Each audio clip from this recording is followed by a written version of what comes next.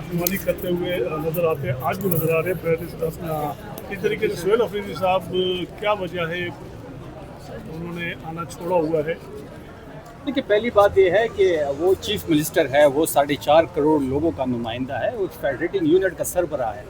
आपने देखा होगा कि वो 11 दफ़ा आ चुके हैं। इस्लामाबाद के हाई कोर्ट के ऑर्डर के मुताबिक उनकी मुलाकात तय है इमरान खान साहब से, लेकिन 11 मरतबा उनकी मुलाकात नहीं करवाई गई। यहाँ पे धरना भी दिया गया, जब सेहत का इशू बना तब भी धरना दिया गया। आपने देखा फिर हम सुबह हाई कोर्ट गए, हाई कोर्ट में हमने कंटेम्प्ट ऑफ कोर्ट पे भी गए हैं उस ऑर्डर के खिलाफ, लेकिन वो लगाई नहीं जा रही, ना सुनी जा रही है। चीफ जस्टिस से हमने मिलना चाहा, वो मिलने से गुरेज़ा है। ओपन कोर्ट में अफरीदी साहब रोस्टम पे कहे सलाम किया, लेकिन उन्होंने जवाब दिए बगैर वो उठ के अपने चैम्बर में चले गए, तो वो मिलने से गुरेज़ा है। तो तमाम तरह चीज़ें आपके सामने हैं।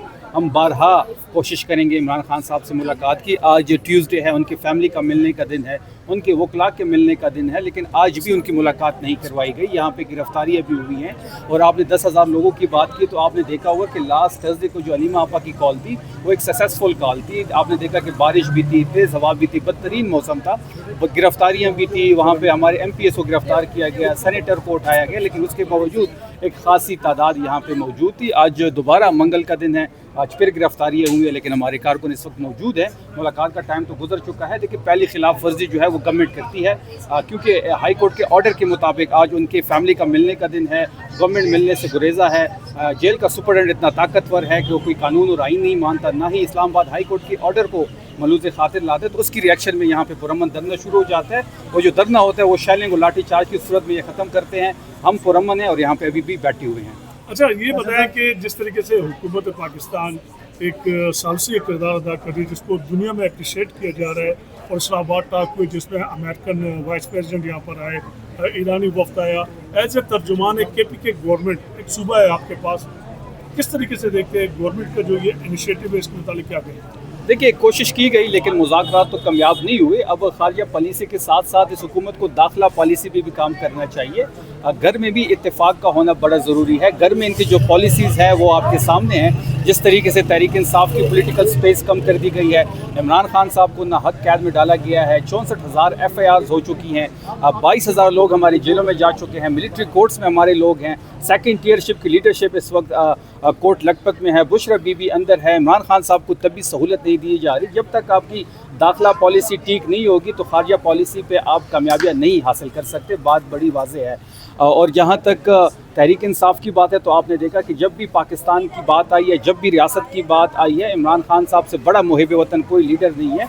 हमने हमेशा रियासत और पाकिस्तान के साथ खड़े हुए हैं। आपने देखा होगा कि जब हम OIC करने जा रहे थे, जब इमरान खान साहब वज़ीर आज़म थे, तो बिलावल भुट्टो के और इस हुकूमती इत्तेहाद के बयानात आपके सामने हैं। जब ये माइक देखते हैं तो रियासत भूल जाते हैं, और जब रियासत की बारी आती है, हमारी बारी में, तो हम अपने माइक बंद कर देते हैं। शफी जान साहब, खैबर पख्तूनख्वा हुकूमत वफाकी हुकूमत से ताउन करने के बजाय महाज आराई में क्यों है, हालांकि सूबा दहशतगर्दी का शिकार है? देखिए, महाज राय में तो नहीं है। हम अपने हक के हुकूक की बात करते हैं। हमें अपने NFC में अपना शेयर चाहिए, NHP का शेयर चाहिए। जो हमारे PSDP में उन्होंने 55 करोड़ रुपए सिर्फ हमारे लिए रखे हैं, बाकी सूबों को अरबों रुपए दिए गए, पंजाब के लिए ख़जाना खोला गया है, हमें अपना शेयर नहीं मिलता। इसके अलावा एक तहरीक इंसाफ की वाहिद हुकूमत खैबर पख्तूनख्वा में है।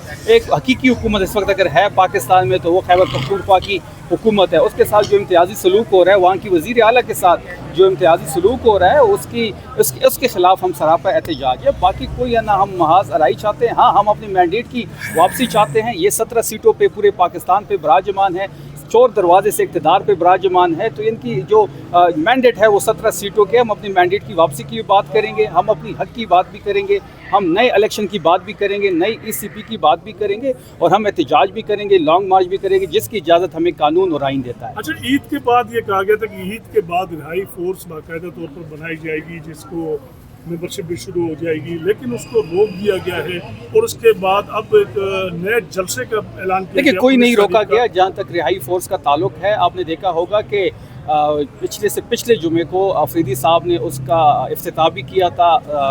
पेशावर में एक वहाँ पे एक इवेंट था, वहाँ से उन्होंने खिताब भी किया था, और तमाम कोऑर्डिनेटर्स को भी बुलाया गया था।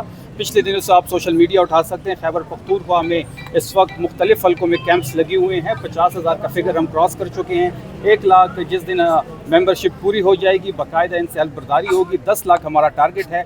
ڈیجیٹل ڈیش بورڈ بھی کھول دیا جائے گا جس سے پاکستان کے سندھ کے بلوچستان اور پنجاب کے جو نوجوان شامل ہونا چاہتے ہیں وہ بھی شامل ہوں گے. 10 لاکھ ہمارا گول ہے جس کو ہم اچیو کر لیں گے. جہاں تک جلسے کی بات ہے تو عمران خان صاحب کے ہدایت کے مطابق انہوں نے کہا ہے کہ خیبر پختونخوا میں جلسہ رکھا جائے.